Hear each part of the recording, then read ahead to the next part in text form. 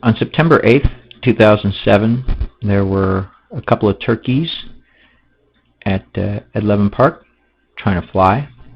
These were some wild and crazy turkeys. Just getting to the launch area is pretty treacherous, as you can see from the sign there. I guess that's probably the most dangerous part of the journey. Here's a view from the 75,709,920 foot launch. I guess you wouldn't really foot launch from there. And we're zooming down into the 1,750 foot launch, where we have a view of the 600 foot launch. So if you're keeping all score of that, there's a side view of the 1,750 foot launch. As you can see, it was really smoggy on this particular day. That's actually some fires that were burning down in Oakland, I believe. There goes Will. Very nice launch there. You can see the southern tip of the bay. Off he goes.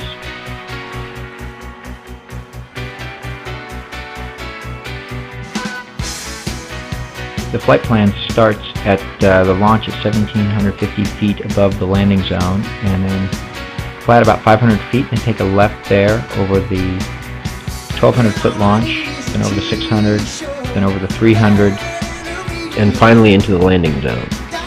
Now there I'm launching. You might have seen Harold right behind me. He's watching to make sure that the nose of the glider stays down. I'm not always so good at keeping the nose of the glider down. In fact, I'm on a borrowed glider here in the corner. You can see the glider I own, or what's left of the glider that I own, and some new parts for it.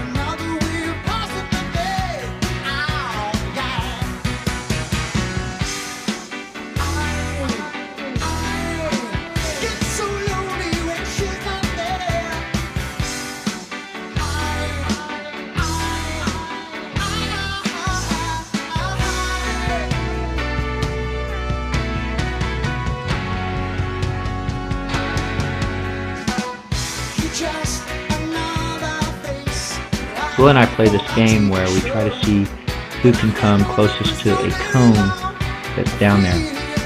Now you've seen that the view is just switched to a side view. There's a Sony Cyber Shot that is connected to the down tube of the glider. It's just mounted there with some Velcro and a Joby Gorilla Pod. If you've ever seen those, they're pretty cool. So it's just rigged on there.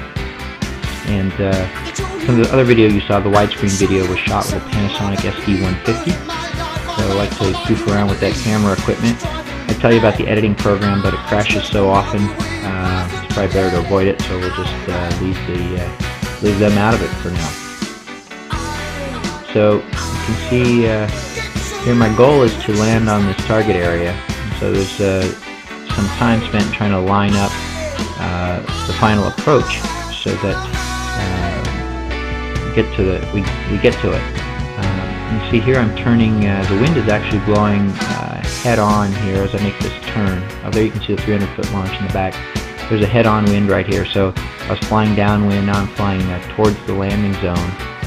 And the whole thing here is trying to line that up. And you see the vein about to pop out of my neck. I'm pretty determined to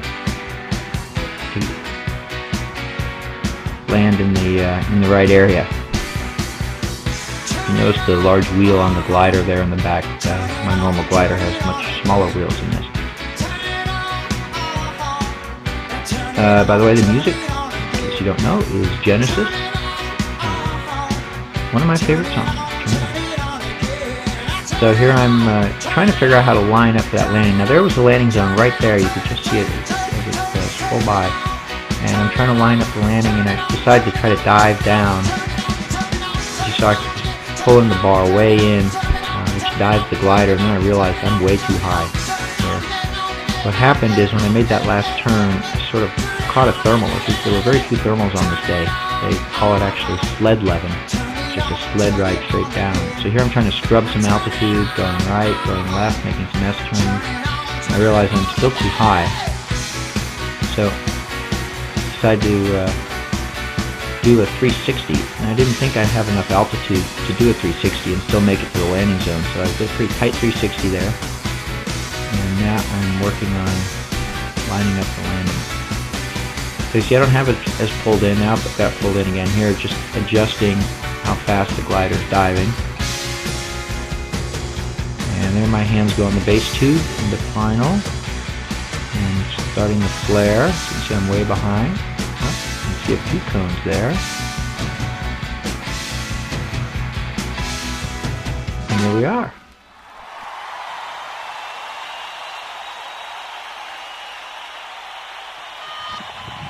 Con's the winner.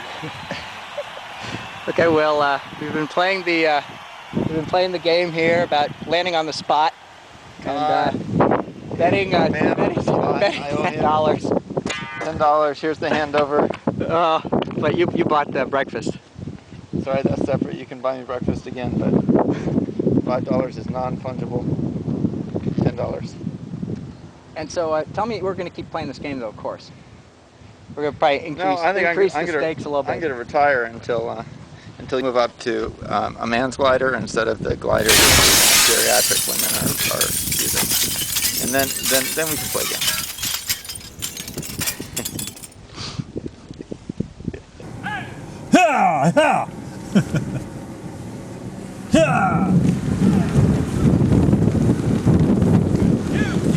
So Will and I have played this game a number of times, and there have actually been times where I have lost.